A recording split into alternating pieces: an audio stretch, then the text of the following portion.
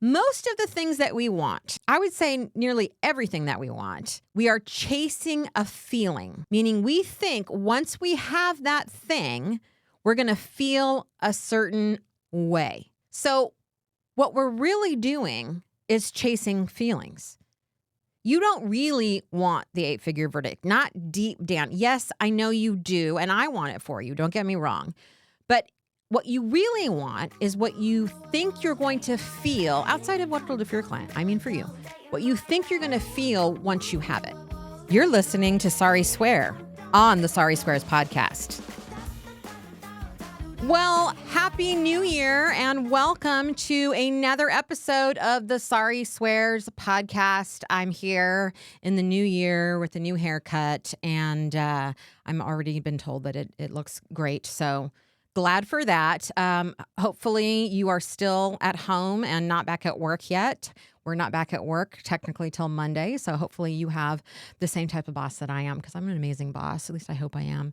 And have given and always have given my employees 2 weeks off at the end of the year.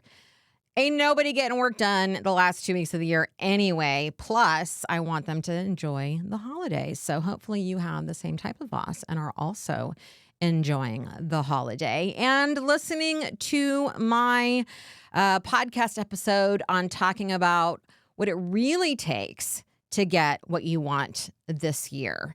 So let's talk about that.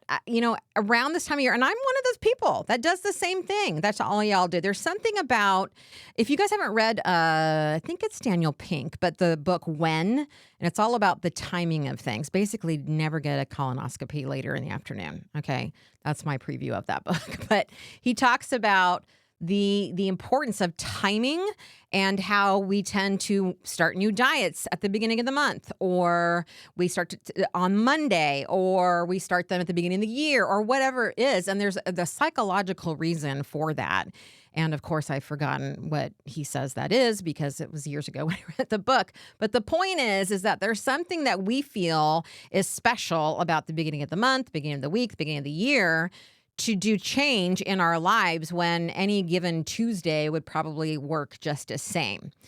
Now, that's not what today's podcast is about, but the fact that it is the beginning of the year and so many of you are wanting change in your life, I almost always take the opportunity in 8 seasons. Can you believe that? 8 seasons from Hostage to Hero, but it's now Sari Swears. 8 seasons of the podcast, by the way. It's kind of amazing. So I'm going to take this opportunity knowing that so many of us do want to create change in our lives. And by the way, I do think that we are too focused in society on always achieving and being the best version and all of the things, that hustle culture. That said, I do want to temper this with one of my top values, for example, is growth. And I do believe that there is a healthy way to look at growing as a person versus always trying to improve because you somehow believe that you are deficient. Now, if you've been listening to the podcast for any length of time, I think that you know by now that I don't think you're deficient. In fact, I believe that you believe, or you should believe, or you need to believe that you are amazing in order to get all the things you want in life, which is what we're going to talk about today a little bit. So you're not deficient. And just want to preface before we get into this that we're not doing this episode today because I think that you are deficient in some way and need to always be improving. I believe in growth, and that's why we're doing today's podcast. And I also know that so many of you want things to be different in your lives, primarily with overwhelm or health or all of the things. So let's talk about what it really, really takes and how we tend to usually do it.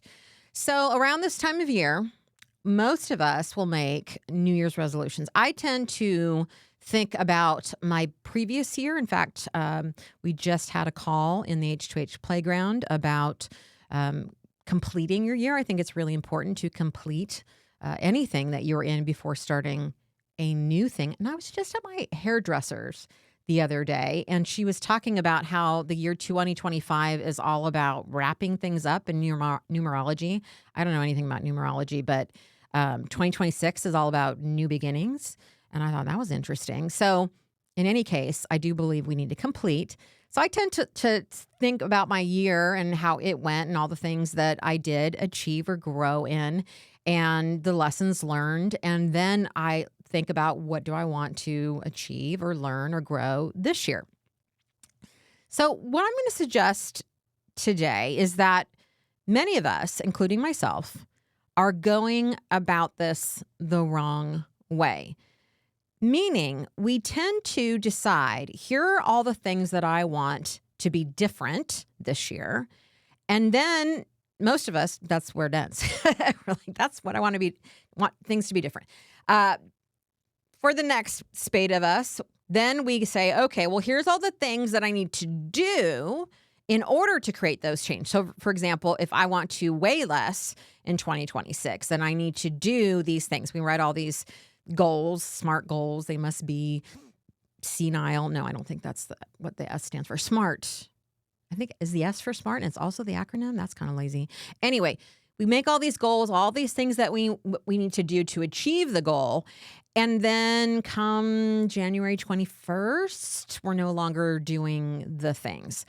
And that's what I want to talk about today, because we are missing an essential ingredient to change. And I happen to be backed up with some good evidence. And I'm going to share that with you because, I like to bring you those things. So I have talked before about, and I talk about this a lot in our in-person here and with my coaching clients. And I don't even know where this comes from. It just dropped in my brain from the ether. I know I didn't create it. So if you guys know who first came up with this model, please let me know. I want to give them the credit where credit is due. But I often teach what I call the be, do, have model. So we tend to think that it works bottom up, meaning we have to have the things in order to be able to do the cool, the other things, and then we will be the person that we want to be. So for trial attorneys, I've often used the example of we tend to think we need to have the 8-figure verdict before we can do the cool trial lawyer shit, and then we will be a 8-figure lawyer and be all the things that we think comes with that. And what I teach my clients is that it never works that way. It has never worked that way. It will never work that way. In fact, we know that it always works the other way. You have to decide who you are, that's the being part, and then do the things that kind of person does, and then you will have the results. That is the only way that it works. Now, if we take a look at this model in terms of what we usually do, we spend a lot of time, especially in that week between Christmas and New Year's, where you're just like bloated, you don't know what day it is, and you're full of cheese. There's a great meme that I saw, so I'm stealing that too with that. But we start thinking about all the great things that we would like to have, especially when we're putting together our list for 2026 or our goals, right? 8-figure verdicts, good health, time off, less cases, better trial skills, a brand new car, whatever it may be. And then we create a list of all of the things we need to do to get there. But what I want to point out is that we are skipping the being part, and that is the part that trips us up every single time. Meaning we look for things we want to have, and then we think, what do I have to do to have those things? And somehow we still end up not with the things. And that's because the being part is missing. Most of the things that we want, I would say nearly everything that we want, we are chasing a feeling. Meaning we think once we have that thing, we're going to feel a certain way. If you're a longtime listener, you've probably heard me say practice makes progress. And what better way to practice than with a fellow group of trial attorneys in person and with me? Our 2-day Command the Courtroom Masterclass sessions put the H2H method into action, and I'm there every step of the way with live coaching and feedback and finish mama fierceness. Here's what Kent had to say about our masterclass. Out of every program I've been to, I've taken good points away. But out of this program, everything I've learned has been new and has been something I can implement on day one into my practice and into my next trial. And I feel a greater comfort than I've ever felt before walking into a courtroom and getting to speak with my friends in the voir dire panel. Now, seats are limited. These are small group, high impact courtroom sessions, not an auditorium full of bored attorneys and dull lectures. If you want to change the way you go to trial and turn your practice into progress, visit sariswears.com/masterclass to register for a 2026 class today. That's sariswears.com/masterclass. So what we're really doing is chasing feelings. You don't really want the 8-figure verdict, not deep down. Yes, I know you do, and I want it for you. Don't get me wrong. But what you really want is what you think you're going to feel outside of what it'll do for your client. I mean, for you, what you think you're going to feel once you have it, right? So the part that's missing is the being part. And I think the part where we get really stuck is that it doesn't feel real when we decide, well, but this is who I am. So right now we're kind of getting into that, affirmations territory. Well, if I just tell myself I'm a healthy person every single day, then I guess I'll be a healthy person. Is that how it works? No. So let's talk through this. I do believe, and research that I'm going to show you in just a minute is going to back me up on this, that you have to incorporate the being piece. You can decide ahead of time what it is that you want, but then you have to become that person. So for example, if you do not want to work evenings and weekends, then you need to become the type of person that doesn't work evenings and weekends. Now, you might say, well, how do you do that? Well, there's your doing list, right?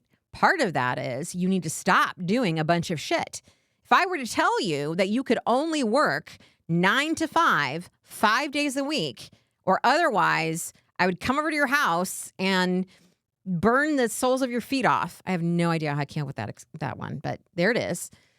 You would figure out a way, and it would get really clear real fast what you should be spending your time on and what you should be delegating, what you should be deleting.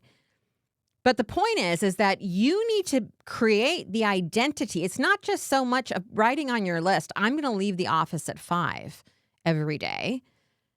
And I'm not going to get there till 9, because one week in and you have all this stuff pouring in, you're going to be there till 7 o'clock at night. And you're going to say, see, it doesn't work just to say, and it doesn't. I agree with you.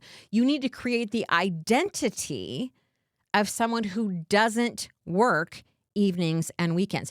Do you want to have good health? You have to have the identity of a healthy person, and then you will do the things a healthy person does. Same thing. If you have the identity of a person who does not work evenings and weekends, then from that flows the doing piece. This is what Kevin and I always talk about when we're talking in coaching, is that doing always flows from being. Doing on its own takes not the word motivation, willpower. If you've read any of the literature on willpower is a finite resource, meaning once we're out of it, we're out of it. This is why most of us give up on our goals and the things that we say on January 1st, or as I think today's January 3rd, right? So we give up on them because we've run out of willpower. We haven't created an identity. Do you want to have an 8-figure verdict? Decide that you are an 8-figure lawyer, and then do the things that an 8-figure lawyer does, like invest in themselves, take risks, trusting their instincts, so on and so forth. Do you want to have more time with your family? Declare that you're the type of person that takes a vacation every year, that's home by 5 every day. The doing is the booking of the vacation. The doing is the leaving work at 5. But it's the identity piece that is so, so huge when it comes to changing things in our lives. So let's look at the research. One of the best books on change, and particularly change in habits, is James Clear. If you haven't read Atomic Habits, you must get Atomic Habits. And he talks about, guess what? Identity-based habits. And he talks about identity, processes, and outcomes. Guess what that is? Be, do, have. And I went to him after I had outlined what I was going to talk about today and recognized that his three things are exactly the be, do, have model. He says that all of our current behaviors are a reflection of our current identity. Let me say that again. All of our current behaviors are a reflection of our current identity. As my therapist always says, we never do anything that doesn't work. We're always getting something out of what we're doing. Even if later we're like, why did I eat that? I'm so fat, whatever. We always get some benefit or we wouldn't do it. Now, he says you have to create a new identity. And he also says, as I have said earlier, 5 minutes ago, that it's not just about affirmations or repeating it to yourself. You have to prove it to yourself first. Now, here's where the doing piece comes in, and they do work in tandem for sure. After you decide who you are, that's the identity piece, you then start doing small things to prove it to yourself. Because this is the other place where we go wrong, right? We start to think, well, I want to make this change. And I'm so guilty of this. We think, okay, but I'm going to be a different person altogether on Monday, and I'm going to work out 2 hours every day and only eat salads and all of the things. It just doesn't work that way. Changing your identity is not an easy thing. It's something that you have to prove to yourself with small wins. So if you decide that you are a healthy person, then prove it to yourself by doing 20 minutes of some kind of exercise 3 days a week. And once that has taken hold, then you decide you are a healthy eater and prove that to yourself by switching out fries for a salad every time that option is offered. The point is that we focus on the having piece, and then we go right to the doing piece, but there's a piece before that which says you need to decide who you are. This is like when I tell you that you need to decide that you're amazing right now without any evidence of the fact, although I think there's plenty of evidence, but I mean your kind of evidence. I don't have the 8-figure verdicts, or I don't even have any verdicts, or I don't have big enough, or whatever it may be. You don't think you have the evidence. I don't think you need any evidence, but I think there is plenty there to be found. But I tell you over and over again, you need to decide that you are amazing not because I'm trying to make you feel good, but because I know that when you decide who you are, then you will do the things that amazing lawyers do, and then you will have the results that amazing lawyers have. You will live into it. But if you're always at the bottom, trying to get the result to prove to yourself that you are amazing, you'll keep chasing and chasing and chasing and chasing it. Look, all of my masterminds, I tell them from the beginning, you start amazing. That's where we begin. And you're going to live into that. Now, that doesn't mean they go and win an 8-figure verdict the next month. They're proving that to themselves over the months that we work together for that year in small wins. And by the time they get to the end of the year, they believe that they are amazing. And guess what? Within sometimes months, they do have the result that they were looking for. But it all starts with deciding who you are. You have to create identity-based habits. And guess what? You are the only one that gets to decide who you are. If you have results that you don't like, or you don't have the results that you want, it's only because you haven't decided ahead of time who the fuck you are. I'm wearing this necklace that says, remember who the fuck you are on it. And that is not somebody told me who I am and I need to remember. It's I get to decide who I am, whether that's an amazing travel consultant or teacher or healthy person or whatever it may be, a good boss. The more that we reinforce the identity of whatever the thing is we want to become or have, the more we will do things in line with that person, with that identity, because all of our current behaviors, as he says, are a reflection of our current identity. And then we will have the results that we want. You want different results, you have to create a different identity. And how do you start believing in that identity once you choose it? You prove it to yourself in small wins. I'll end with this quote.